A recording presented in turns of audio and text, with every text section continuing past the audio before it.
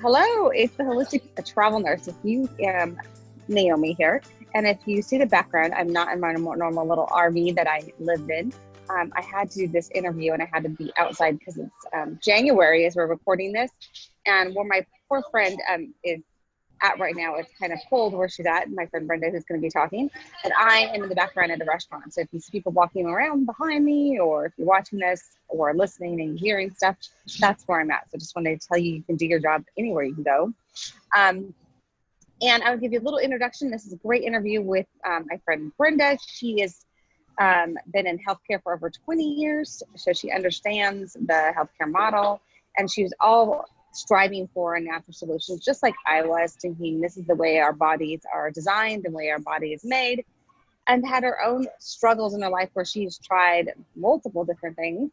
And we're going to talk a lot about sleep today. So if sleep is your issue, you need to stay tuned for this interview. And Brenda has a very impactful story about why oils and major sleep issues. She has a routine to help people get better sleep, because if you're not getting good sleep, you are therefore not getting your body the quality rest it needs to when it comes to restoring your health and just functioning overall. So thank you, Brenda, so much for being on the podcast, for sharing your story and educating us all about the importance of sleep. So thanks for inviting me. This is my first podcast, so I'm so excited and I'm so nervous. And if I mess this all up, I am so sorry. No worries. I'm so excited about it. So you gave me a little printout and a little bio, and I was just shocked, like how much you were addicted to Tylenol PM for your sleep. Mm-hmm. And I don't know how many years you took that. I was very curious. How many years did you do that? At least 20. At least 20. Oh my. I know. It's crazy when you think back about it. But I was, I can blame it on a commuter life and, high pressure job that you really don't punch out from. I brought it home with me. The responsibility in the office was on me. So you think about all the things you did that day, what you didn't get done, what you need to do the next day, projects that are coming down the pike. And I know I'm not unique. A lot of people are in that same scenario. Mm-hmm. I can't imagine, had we had young children, adding that on top of that. So it's no wonder that sleep in America is like one of the number one researched topics, because we are all not getting enough sleep. Oh, absolutely. I've had my shares of night shift, and through my own circadian rhythm off, I've gone through and been on many sleep aids. So were you on prescription sleep aids at one point too? I did. I had complained to my nurse practitioner that I am just not sleeping. And when I talk about not sleeping, I'm talking about on a good night, maybe getting 2 hours, maybe getting 3 hours. So, our routine was we're up at 4:30 in the morning. We're out the door by 5:30. And on a good night, we'd be home by 6:30. Ooh. Yeah, it was horrendous. When I think about it now, looking back, I don't know how I did it. And I don't know how my body continued to do it for 22 years or more. But I did try prescription medication. For me, it just didn't work. I only used, I think, 5 nights worth of it. I didn't like the way it made me feel. I didn't like how I got up in the morning. I felt hungover. I felt groggy, like I wasn't in tune with my body, kind of an out-of-body thing, And mental acuity was huge in my job. So I couldn't come in foggy and not be able to function. So, we tried the prescription med. I tried Tylenol PM was the most successful for me, although I wouldn't call it a success at any point. I tried melatonin. I tried other over-the-counter things that were supposed to be natural sleep, and none of it really helped. And it wasn't until I really started to delve into sleep research and the components that go into that did I really understand the damage I was, first of all, doing to my body, because my body wasn't sleeping. So you're always getting sick. You're always fighting a cold or the next virus or other issues, whether it's obesity, whether it is type 2 diabetes, whether it's high blood pressure. Sleep is so critical to all of those issues. So once I got the research under my belt and really understood how my body functioned and why God created it this way to work, it's like, okay, if you work with it instead of against it, it is amazing what your body can do, what it can heal from, and the future that you can have. Absolutely. I agree. Yeah. So I'm just curious, after all those years, did you let your doctors know? I mean, you've been taking this Tylenol PM every night. Did they say that's okay? At the time, they did, because no one wanted to ring the bell about the damage that acetaminophen and ibuprofens and NSAIDs and all of those over-the-counter pain and sleep relievers do to your liver and to your system.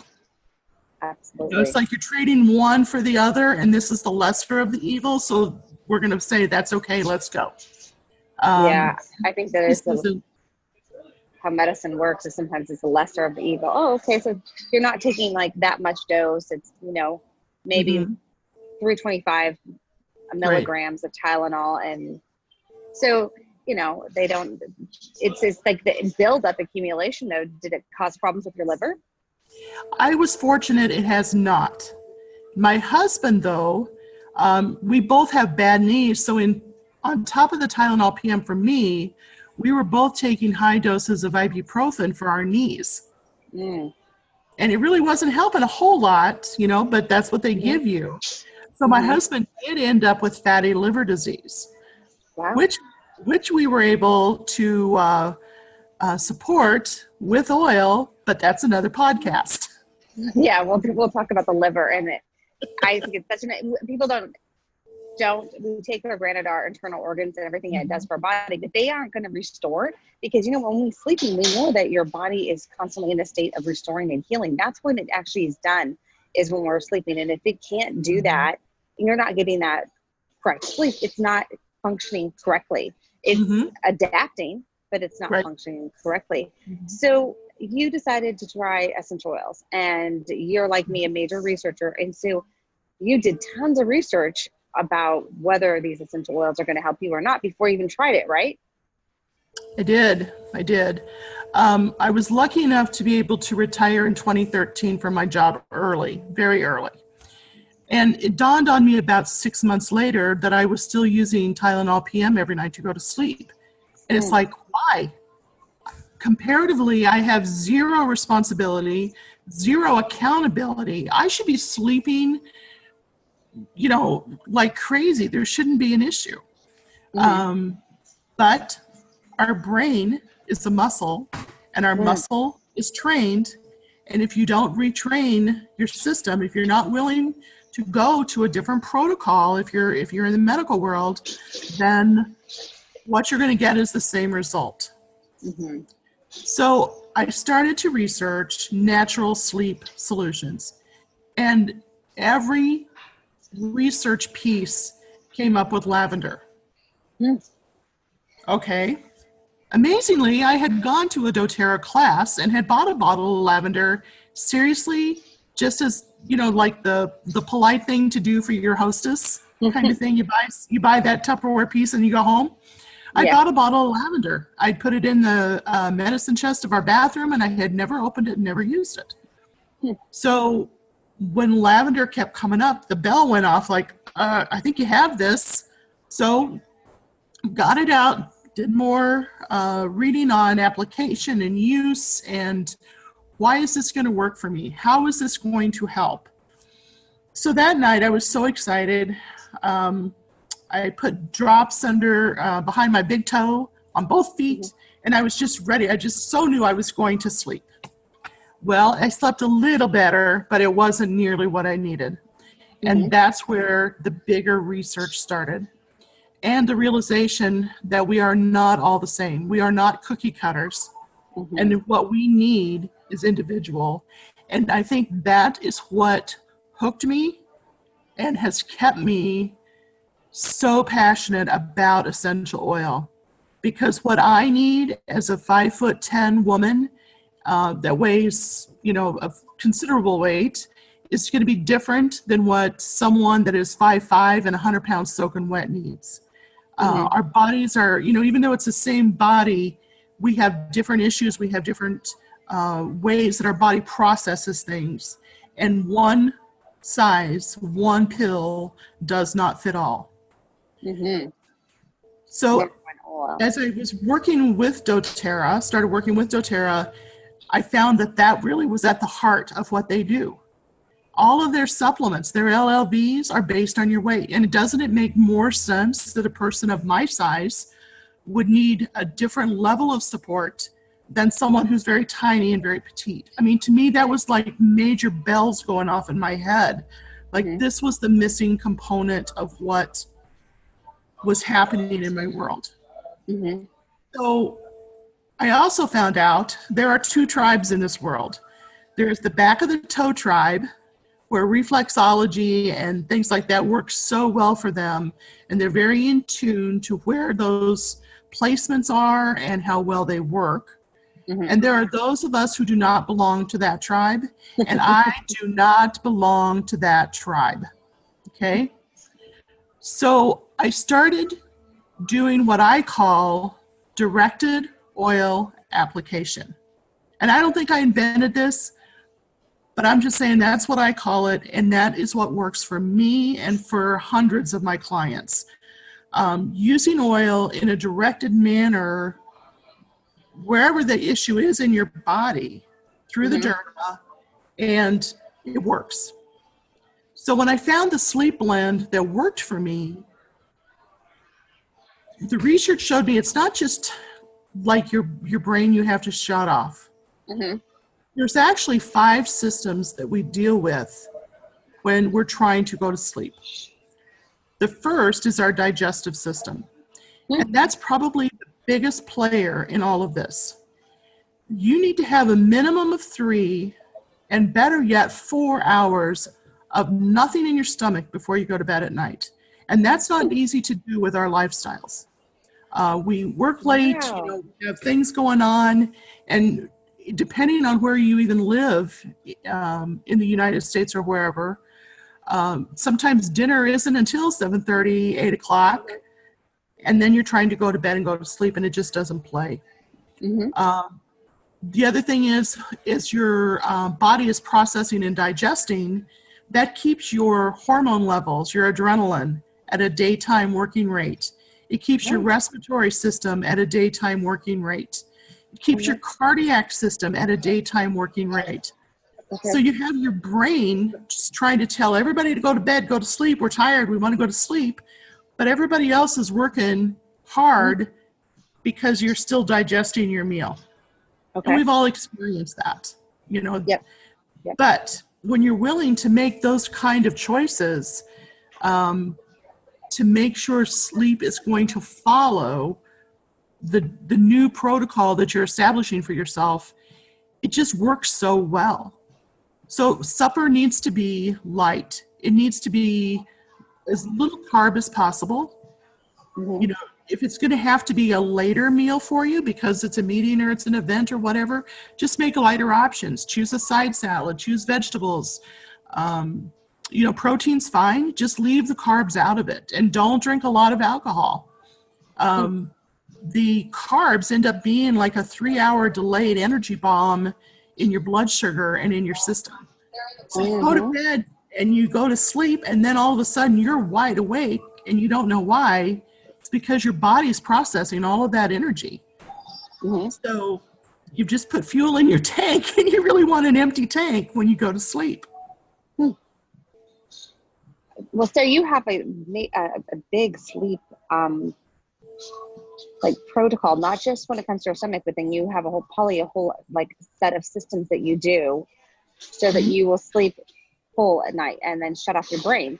Because one big issue that I think us women that are so busy, unless they're moms and they have little babies that are just crashing, is that we just don't shut off our brains. We're constantly, we take it to work. And one, I think it's obvious, but it's to the point. Like your phone Mm-hmm. is the blue light on it and being on it before to sleep. There's too much studies. We all know that it's just not good. So if that sleep is an issue for you, then that is one of the things that people have to correct.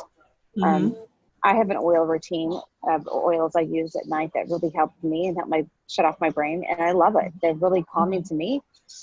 Mm-hmm. And I find that if I use those ones too, my body also knows, my mind also knows, oh yeah, it's time to rest. It's time to, because I'm training my mind too. Oh, it's time to calm down. It's time to sleep. It knows the scent, knows these chemicals, the chemical constituents in these blends of oils. I use the same thing. And it knows it's time to rest. Mm-hmm. Right. And retraining is not hard. You just have to really want to do it.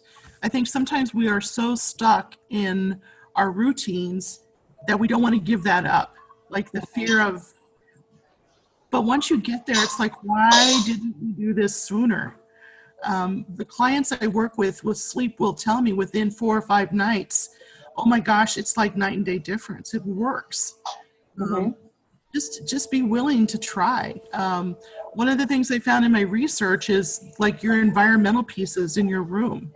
Optimal sleep happens at about 64 degrees.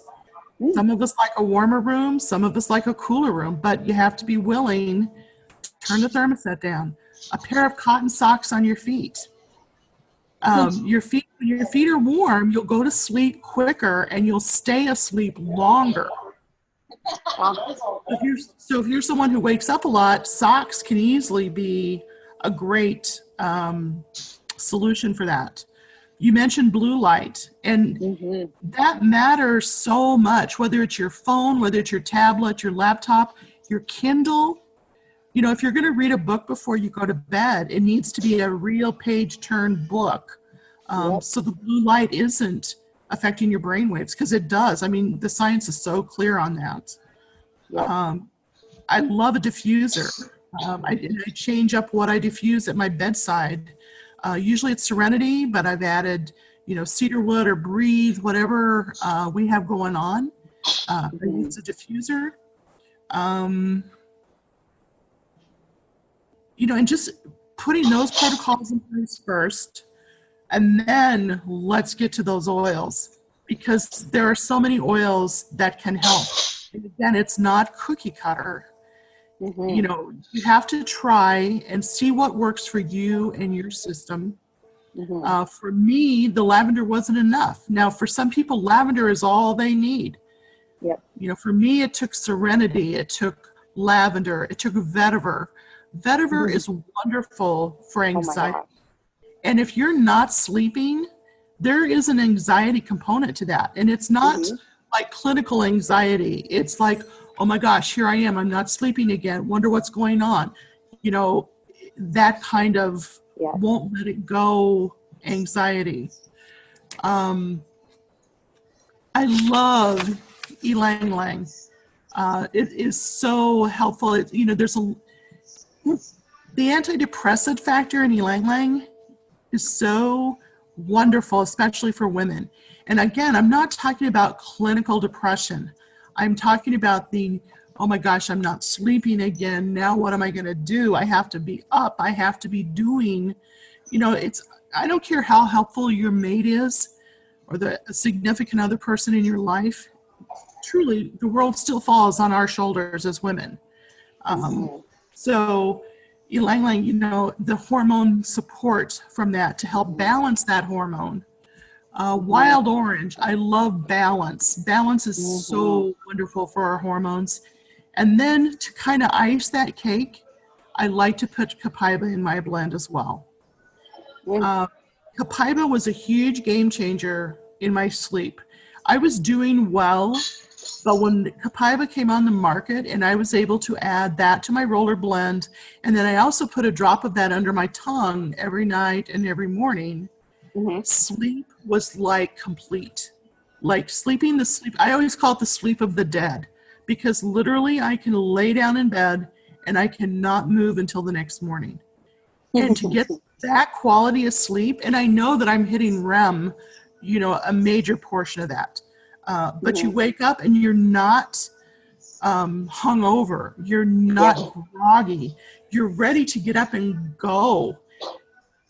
It's just, I'm so thankful for the oils. Like, Yeah. my friends call me the sleep ninja, seriously, because I've only had one person that I could not help with sleep. And I really feel like there was, some of that was environmental things that they weren't willing to let go of and give up.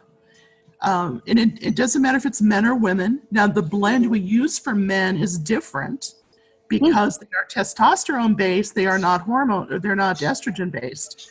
Okay. So that's important to note, because like lavender in men can sometimes give them hallucinations or bad dreams, which I didn't know. But the more you research and the more you test, the more you learn. Wow. So what oils you say for best for men for sleep then? I didn't know this. Well, the blend I like to use is bergamot, sandalwood, patchouli, cedarwood, marjoram, serenity, serenity, balance, and copaiba. You know, and what someone will need will depend on how many drops they get.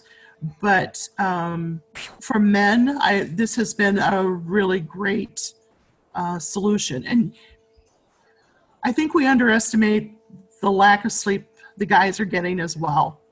You know, there's a lot of stress on them as well. We're not carrying it all.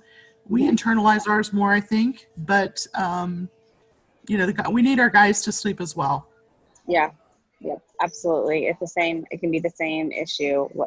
It's important for all of us. I remember as a nurse, I took care of a patient. I won't forget this patient because this is many years ago when I worked med surg, and he was delirious just because he did not get enough sleep, and came in and we had him sleep. And the craziness that he was acting and the behavior that was crazy was all because he was literally delirious from weeks of not enough sleep. I mean, he said he was getting maybe 1 or 2 hours, maybe, like, I don't know how your body was functioning, because seriously, you can get delirious, and then then you're not even in your right mind. And you're not making good decisions. I mean, it's just so important, especially with the jobs that we carry and the importance of what we do. Sleep is just so crucial, and sleep is so crucial for so many other functions. When you're talking about weight loss, actually that happens so much at night. And restoring and not eating a big meal, but what carbs do to you, and they rub up your system. Interesting, you know, it's interesting when you think about it when it comes to sleep. And so you need to keep your body routine to maybe get yourself into that area to fall asleep. I have a little routine. I have a routine in the morning. When I get up, I like this routine in the morning if I've not had a crazy night. And I do have a little bit of a nighttime routine that I have to tell you, I felt addicted to, I was with you, man. I was on medications, and they took me off trazodone. Wasn't to talk about it. And it wasn't that even that high of a dose. It was the minimal dose. And they told me I was going to have no withdrawal, and I had withdrawal. And I was like, this is ridiculous. I will never go on a medication like that again, ever. Don't you ever give it to me. The withdrawal was horrible. And I had more empathy for my patients that are withdrawing some kind of medications, but I didn't want it. I don't want that in my system. I want to be able to take care of my sleep issue naturally. And I suffered like, oh my gosh. And I know I threw my circadian rhythm off. I take call at night still. I mean, I still have issues where, and I used to get the anxiety too, like, oh my God, I'm not going to get to sleep. I have to be up. I have to be somewhere. I have to be function, and I can't sleep. So those people that are skeptical when it comes to a natural approach, they need to know that they have to play around with it. And maybe they can reach out to you. You can give them pointers if they already have oils, and go, hey, you know, these are some ideas. This is all the study that I've done on it, and these are some ideas and protocols. And so that's awesome. So in the show notes, I will put your information, because I bet there will be people that will reach out to you that one, have never had oils, or two, have oils.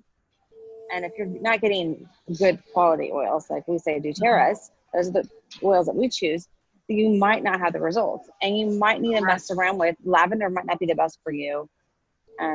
cedarwood might be good for you. I love vetiver for everything it does. It's such a powerful oil. So it has to, we're all chemistry a little different. So it is, you're right. We all have, but I love that you are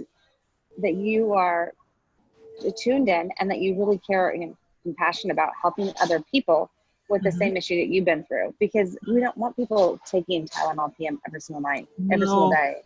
And when you look at the generation that we have right now, the baby boomers are aging out, and whatever those other generations are, but we are the weekend warriors. We're the ones that have abused our bodies and played hard and, done things other generations really haven't. People that are in our age group, there's more hip replacement, knee replacement, shoulder surgeries going on than we've ever had before. Orthopedics is a booming sector of medicine. And that means that the Tylenol and the Advil and the Aleve and the ibuprofen are booming with that too. It scares me to think the damage collectively we're doing to our livers, and how are we going to heal that? Because we can't grow livers. There's not a lab somewhere that's growing a replacement liver for you and you just order it up and have the surgeon implant it. It doesn't work that way.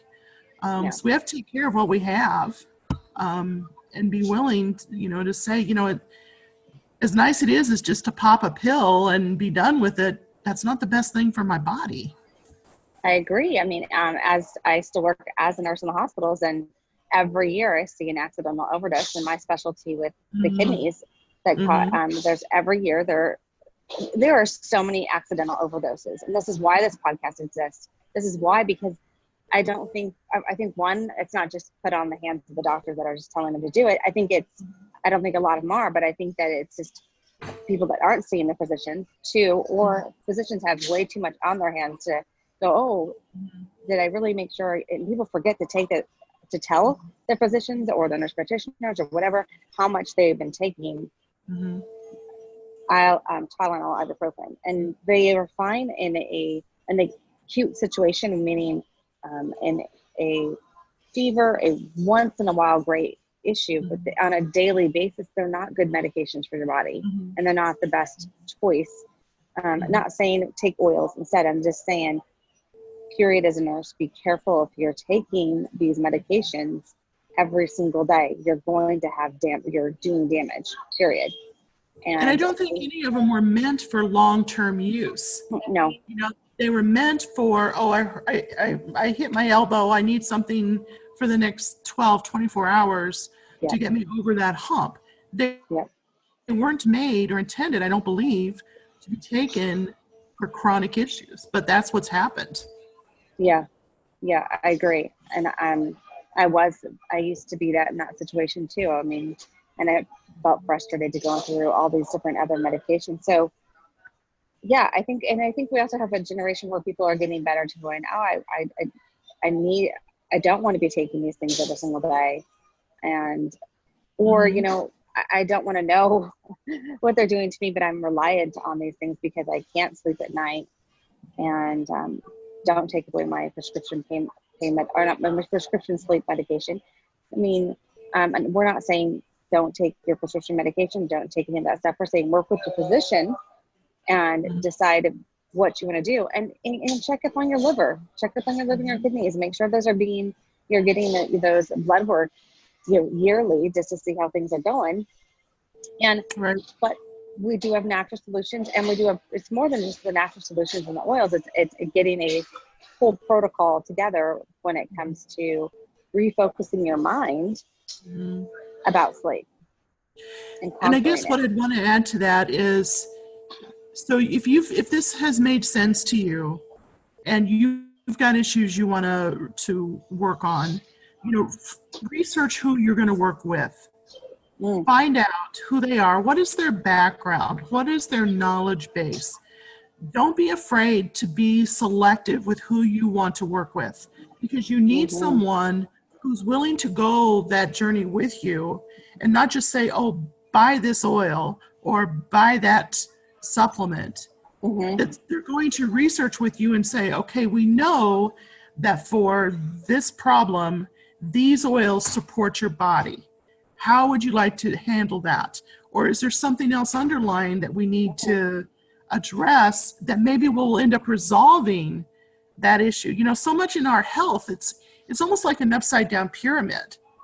You know, you have one issue, but when we treat it, sometimes it develops other issues from secondary effects or side effects.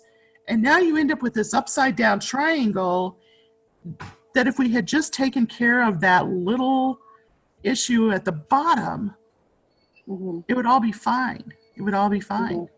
Yeah, I agree. And that's why I think that it's nice to work with somebody who's going to be working with you, like both of us kind of are in a health coach situation where we, you know, we're going to go along with you, and your physician, you still should work with your physician, but realize they're limited in only knowing prescription medications, and not that prescription medications are bad. It's just that they're limited in what they're taught. And I think the medical professionals in our world today are done such a disservice. Medicine has changed so much in just the 20 years that I was out of it. No one went into medicine saying, oh, I only want to spend 5 or 10 minutes with you, and I want to be under that kind of pressure. They all got into it for the same reason we're into oils. They want to help people. They want to help people find a great level of wellness. They want people to sleep and to be healthy, and their hands are tied. So almost we get the better end of that almost, because our hands aren't tied. If I need to spend an hour with a client and really get to the heart of the issues they're having, I can do that. And feel great about doing that. I haven't messed up my schedule, and I don't have 10 other people in the waiting room. So I applaud all the men and women in our medical field. They're doing the best they can. Absolutely the best they can in unbelievable circumstances sometimes. Exactly. I agree. Yeah, well, I thank you for being on the podcast and sharing your story. I mean, how many years have you been using oils, and how long have they been successful? I got into oil in 2014, and here's 2020. So this will be my 6th year. And I'm just as passionate about it as I was when I started. It's just remarkable. And, you know, for me, the best reward is when a client calls me or texts me or refers a client to me because what we did together worked for them. To have them call and say, oh my gosh, I slept. Oh my gosh, my stomach is better. You know, I'm not having the pain that I was having, or whatever the issue is, or my child is better. You know, our immunity has improved. I'm so passionate about building your immunity, because once you do, you know, so many of the other things we have to encounter, we'll just be fine if you've got a solid immunity system. So I'm happy to work with anyone. You can find me on Facebook. We'll have your show notes in below in both of things. So if they want to reach out to you, they can. Yeah, someone who's listening to this and stumbled across it and sleep is their issue, I'm going to have your info all below, so they can just click the link, or you can just say, if you want, your how they find you on Facebook. Or on Facebook, you can find me. I'm Brenda Goodell Vander Zanden. Or if it's sleep specifically, I have a group called Sleep Ninja Natural Solutions, and you can find that group on Facebook. I also have a digestive one.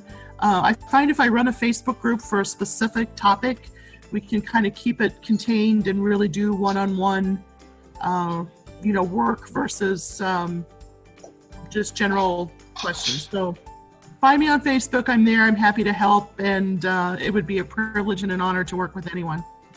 Awesome. I'm gonna start calling you the Sleep Ninja. I think I'll call this podcast the Sleep Ninja Gives Tips. Well, it's been a pleasure. I got to tell you, like I said, this was my first podcast. This was a blast, and I hope we can do some more. Yeah, we'll talk about the liver next time when I have you on. And I appreciate everything you've done. Well, thanks, Naomi. Appreciate you.